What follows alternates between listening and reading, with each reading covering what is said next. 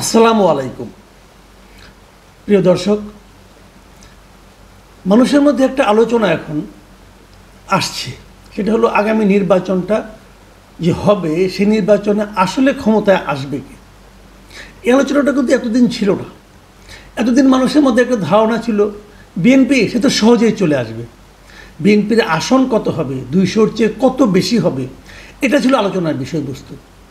কিন্তু এখন যেন বিশেষ করে ডাকসু এবং জাকসু নির্বাচনের পর এবং সারা দেশে প্রত্যন্ত অঞ্চলে জেলা পর্যায়ে উপজেলা পর্যায়ে বিএনপির নামধারী অথবা বিএনপির লোকজনদের এই সমস্ত কর্মকাণ্ড, যে মামলা বাণিজ্য, চাঁদাবাজি, এই সমস্ত ঘটনার প্রেক্ষিতে পরিস্থিতি কি একটু চেঞ্জ হচ্ছে, এই প্রশ্নটা কিন্তু অনেকে করছেন। এর মধ্যে জামাত এতদিন খুব বিনয়ের সঙ্গে তারা রাজনীতি করত, কিন্তু হঠাৎ করে জামাতের কথা, জামাত নেতাদের কথাবার্তার জন্য আমি এক ধরনের আত্মম্ভরি, এক ধরনের গর্ব, এক ধরনের ক্ষমতায় যাওয়ার ব্যাপারে নিশ্চয়তা যেন তাদের কথাবার্তায় ফুটে উঠছে। যেমন আমি একটা ঘটনা বলি, গত শুক্রবারের ঘটনা। জামাত এর মধ্যে আপনারা জানেন তাদের 5 দফা দাবিতে তারা সারা দেশে আন্দোলন করছে, ঢাকায় করছে, বিভাগীয় পর্যায়ে করছে এবং তারপরে একদম আরও অঞ্চলে উপজেলা পর্যায়ে তারা আন্দোলনটা করবে। বিভাগীয় পর্যায়ে যে আন্দোলনটা, তারা যে বিক্ষোভ সমাবেশগুলো তারা করছিল, সেটা গত শুক্রবারে 19 সেপ্টেম্বর চট্টগ্রামে এই ধরনের একটা সভা আয়োজন করা হয়েছিল আন্দরকিল্লা শাহী জামে মসজিদ প্রাঙ্গণে। সেখানে জামায়াতের চট্টগ্রাম অঞ্চলের যিনি পরিচালক মোহাম্মদ শাহজাহান, তিনি একটা কথা বলেছেন, যে কথাটাকে অনেকে এটা শিরোনামও করেছে অনেকগুলি মিডিয়া। সেখানে তারা বলেছিলেন, ওনার কথা যদি আমি হুবহু ধরি, উনি কি বলেছেন সেটা আপনারা শুনুন। উনি বলেছেন যে ঢাকা বিশ্ববিদ্যালয়ের অন্তর থেকে তরুণ ছাত্র সমাজ বার্তা দিয়েছে, বাংলাদেশ ফ্যাসিবাদের যুগ থেকে গণতন্ত্রের যুগে পদার্পণ করেছে। এই ধারাবাহিকতায় আগামী জাতীয় নির্বাচনে জামায়াতে ইসলামী সরকার গঠনের মতো আসনে বিজয়ী হবে, জামায়াতে ইসলামী সরকারি দল হবে, বিএনপিকে বিরোধী দলে যেতে হবে।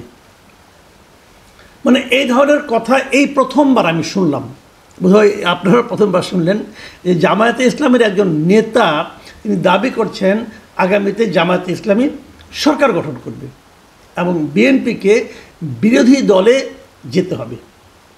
এই ঘোষণাটার নানা রকম ব্যাখ্যা বিশ্লেষণ থাকতে পারে।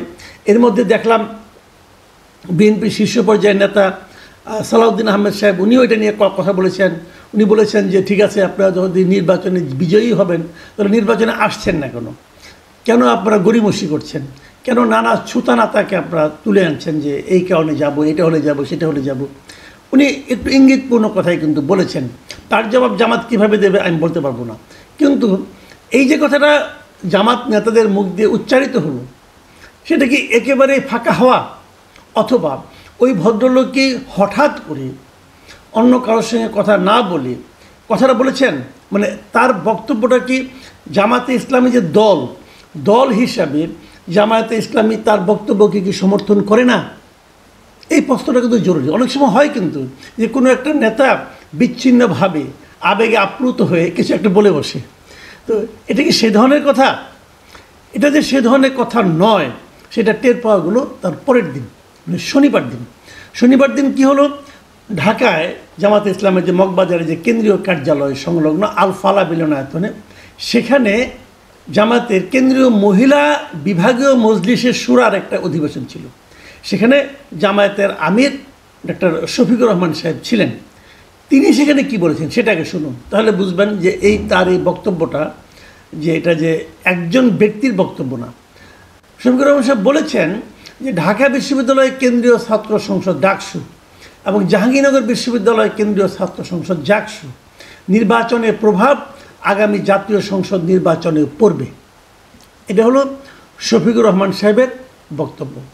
শফিকুর রহমান সাহেবের ভাষায় যদি উনি যেভাবে বলেছেন, সেভাবে পড়ি আমি পত্রিকা থেকে, উনি বলেছেন ডাকসু ও জাকসু নির্বাচনে ইসলামী ছাত্র শিবির বিজয় লাভ করেছে। এই বিজয়ে অনেকেই অভিভূত হয়েছেন। এই নির্বাচনের প্রভাব আগামী জাতীয় নির্বাচনেও পড়বে। এই আলোচনাটা কিন্তু অনেক দিন ধরে হচ্ছিল যে আসলে কি পড়বে, অনেকে ব্যাখ্যা দিয়েছেন হ্যাঁ পড়বে, কারণ এই যে স্টুডেন্ট যারা আছে এরা তো সারা দেশ থেকে আসা, এরা তো ঢাকায় জন্মকর্ম তা তো না, এরা সারা দেশে গ্রামাঞ্চল থেকে তারা কিন্তু ঢাকায় এসেছে পড়াশোনা করার জন্য। দেশের অন্যতম সেরা দুটো বিশ্ববিদ্যালয়। তো এখানে যারা পড়েন তারা নিশ্চয়ই তাদের পরিবারের উপর একটা প্রভাব বিস্তার করতে পারেন। তারা যে নিশ্চয়ই পরিবারকে বোঝাবেন যে এরাই হলো প্রকৃত, এদেরকে আমাদের ভোট দিতে হবে। কাজে এর রিফ্লেকশন গ্রামাঞ্চলে, শহরাঞ্চলে, মানে এদের ফ্যামিলিগুলোতে পড়বে এবং তার প্রভাবটা জাতীয় নির্বাচনেও পড়তে পারে। এটা একটা সহজ ইকুয়েশন, কিন্তু অভিজ্ঞতা বলে এই ইকুয়েশন সবসময় কাজ করে না। আমরা নিজেরাও বহুবার দেখেছি, আমি নিজেও ঢাকা ইউনিভার্সিটির স্টুডেন্ট ছিলাম, আমরাও ডাকসু নির্বাচনে অনেকবার ভোট দিয়েছি, একাধিকবার। আমরা দেখেছি যে ডাকসু নির্বাচনের ফল জাতীয় নির্বাচনে ততটা পড়ে না এই কারণে, যে এই ব্যাখ্যাটা আমি আপনাদের দিই, এই কারণে পড়ে না। আমি যখন স্টুডেন্ট ছিলাম ডাকসু নির্বাচনে ভোট দিয়েছি, আমি যে কিন্তু আমার ফ্যামিলিকে প্রভাবিত করতে পারিনি এই কারণে যে ওনারা বলেন যে তুই কি বুঝস। আমার বাবা তিনি হয়তো আমার মতো এতটা শিক্ষিত নন, কিন্তু উনি মনে করেন যে আমি তার ছেলে এখনও ছোটোই রয়ে গেছি, যতই লেখাপড়া করি না এখনও। উনি শেষ দিন পর্যন্ত এটাই মনে করতেন যে আমরা কি বুঝি। আসলে বিষয়টা কি আমি বলি, বিষয়টা হলো পরিবারের ডিসিশন মেকার হয় তিনি যার হাতে টাকাটা থাকে। আপনি ঢাকায় যত বড় নেতাই হন না কেন, আপনি যদি বাড়ির থেকে মাসে মাসে যে টাকা আনতে হয়, যিনি আপনাকে টাকাটা দেন তিনি ডিসিশন মেকার। এটা আমাদের দেশে অনেক দিন ধরে এটা চলে আসছে। গ্রামের বাড়িতে ওনার বাবা কৃষক হতে পারেন, কিন্তু মাসে মাসে টাকাটা কিন্তু উনি পাঠান, সংসারটা কিন্তু উনি চালান, উনি সিদ্ধান্ত নেন যে কাকে ভোট দিতে হবে, কাকে ভোট দিতে হবে না। ওখানে সন্তানের ভূমিকা খুব একটা থাকে না, এটা আমি যতটুকু বুঝেছি। তাহলে আমি আগেও কিন্তু বলেছিলাম যে ডাকসু নির্বাচনে কিন্তু জাতীয় রাজনীতির একটা প্রভাব পড়েছে। জাতীয় রাজনীতির প্রভাবটা কেমন, যে এখানে অনেক ছাত্রলীগের ভোটগুলো ইসলামী ছাত্র শিবির পেয়েছে। এই কারণে পেয়েছে যে এই ছাত্রলীগের আবার ফ্যামিলি ওরিয়েন্টেড পলিটিক্স তারা করে। তাদের বাবা হয়তো আওয়ামী লীগ করে, ভাই হয়তো যুবলীগ করে, ফ্যামিলির লোকজন আওয়ামী লীগ করে, এরকম আছে। এখন তারা দেখেছে যে আঞ্চলিকভাবে মানে এলাকায় তাদের উপর মামলা মোকদ্দমা এগুলি বেসিক্যালি করেছে বিএনপির লোকেরা, সব বেশিরভাগ মামলা বাদী হলো বিএনপির লোকেরা। কাজেই এই জায়গাটাকে তারা হয়তো মনে করেছে এদেরকে আনা যাবে না ক্ষমতায়, যে কারণে তারা হয়তো শিবিরকে ভোট দিয়েছে, শিবিরকে অধিকতর নিরাপদ মনে করেছে। শিবিরের নেতৃবৃন্দের মধ্যে এক ধরনের আন্তরিকতা ছিল, তো যে কারণে হয়তো তারা শিবিরকে ভোট দিয়েছে। এটা হতে পারে, কিন্তু এটা যে হয়েছে আমি সেই দাবি করছি না, বাট আমার ধারণাও হতে পারে। কিন্তু এর মধ্যে আবার আরেকটা ঘটনা কিন্তু ঘটেছে বলে আমি জেনেছি বিভিন্ন জায়গা থেকে।